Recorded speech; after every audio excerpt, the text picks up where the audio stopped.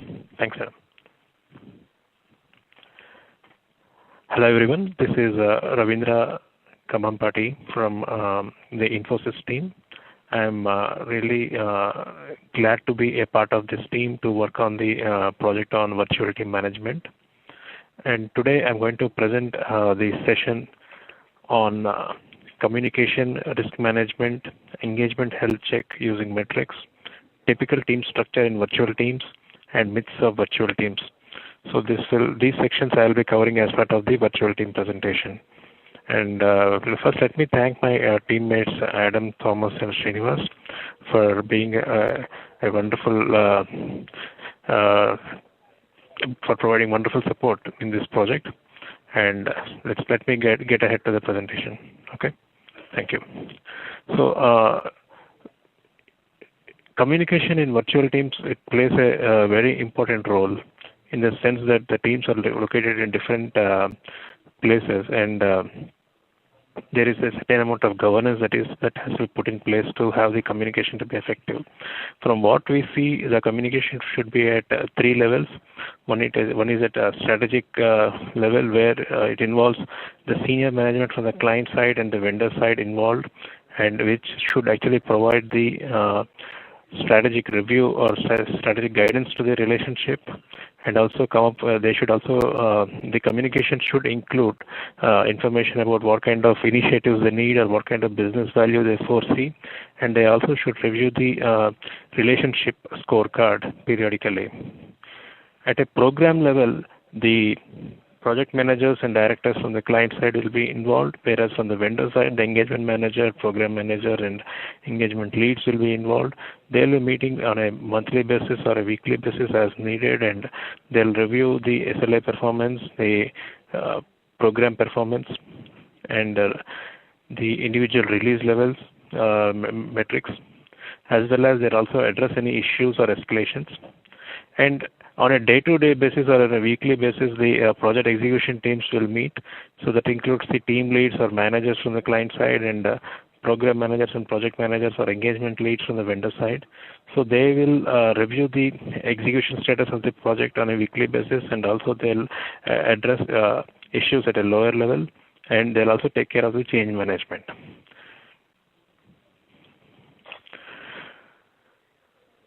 Coming to the risk management that is involved in executing these projects from different locations. So what we have identified are the following risks. The connectivity risk, that is with respect to unavailability of the environment, or delay in setup of the offshore links or connectivity. And security risk, especially like these days, it is very much, this is very much prevalent. I mean, with respect to the confidential data security, and also with respect to the disaster recovery mechanisms. Financial risk in terms of scope creep or scope misunderstanding from the vendor side, and delivery risk with respect to insufficient documentation or incomplete requirements, and performance risk with respect to the offshores or the vendors' competency levels in meeting the service delivery commitments. So we have tried to identify what are the mitigation levels at each of these for each of these risks. For example, for connectivity risk, we suggest for setting up and testing of the link ahead of the project start date, and also plan for execution of critical work at onsite. I mean, necessary backup should be available at onsite in terms of any connectivity failures, and define a detailed set of procedures for connectivity issues. I mean, what kind of backups are needed, or what kind of nearshore location can actually mitigate some of how a nearshore location can mitigate certain amount of this risk. So these are the kind of mitigation plans that we have come up with connectivity risks. And for security risk, typically at the vendor location, we suggest to have controlled physical and logical access to test environment, and ensure that a secure network with firewall is available, and periodic visits from the customer side also to ensure whether all these necessary security mechanisms are set up or not should be ensured, as well as a confidentiality agreement with respect to the data and the project domain information should be signed with the customer. So should be signed with between the vendor and the client to ensure that any data loss that could adversely impact the business of the client should be covered by the vendor.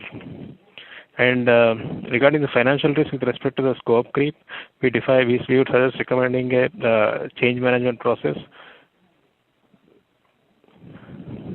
And for each of these change requests that are defined by the client, the vendor should accept them both based on the business priority, and they should be willing to accept them on business priority rather than simply rejecting them about citing their incapability to do. And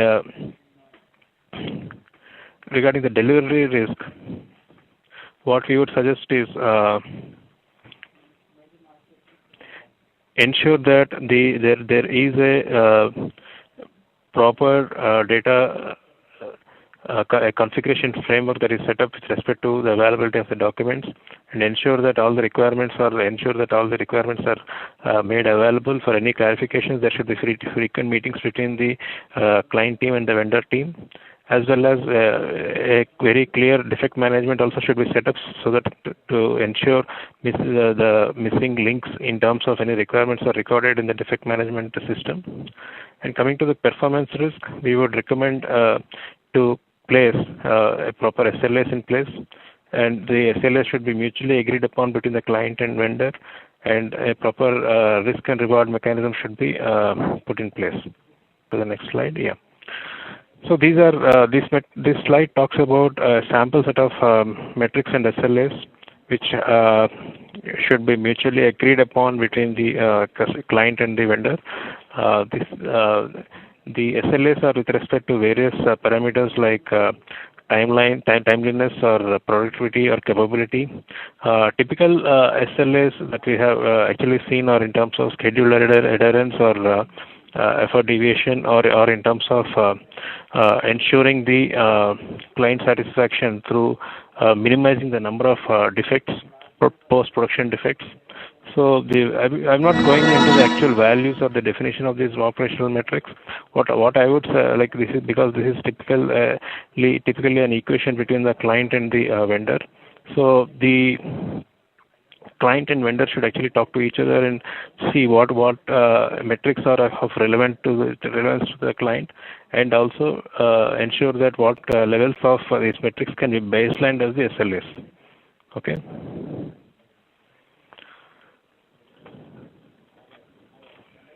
So this slide talks about like what kind of work can be distributed between the client side and the offshore teams.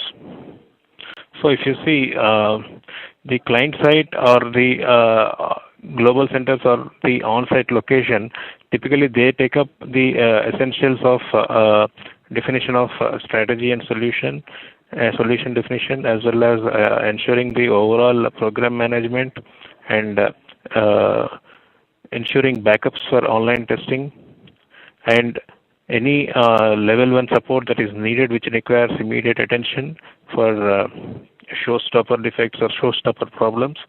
Whereas from offshore, typically the following activities will be done: detailed design, coding, testing, etc., as well as any non-critical support, which can be like level 2 or level 3. And even offshore can also be used to ensure to provide a level 1 support, but that is again subject to the confidence that the client team has on the vendor team. So the typical benefits, like when you have an offshore team, are like intelligent project breakdown, as well as ensuring that availability of extended team availability, because when the on-site team closes their work for the day, offshore team typically starts within a 3 or 4 hour gap, so that will actually give a longer work day, ensuring thereby leading to more availability of the team. So this will kind of fasten up the project duration. Okay, and like typically again the cost variance between on-site and offshore, that is again a benefit to the client, as well as availability of variant skills of people, as well as reducing of the management overhead, and also if a proper knowledge management process is put in place, that will actually help in terms of knowledge retention. Okay. And this is a typical handshake between on-site and offshore at the end of the work hours.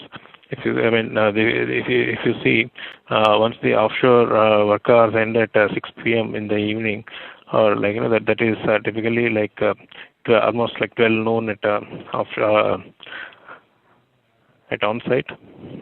So typically, and also nowadays we are also seeing that there are projects which are supported 24/7 with respect to like with offshore working in shifts. So that will further see benefits in terms of cost, or in terms of the systems being more efficient, or the customers of the client getting a quicker turnaround for the problems. So I'm going to end the session with clearing a few myths on virtual teams.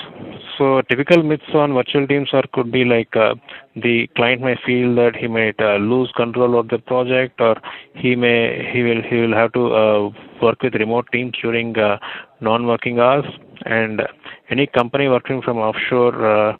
Like whether they can deliver through using the global delivery model. So just to elaborate on these few points, if the customer feels if the client feels that he may lose control of the project, there are actually several mechanisms that were set up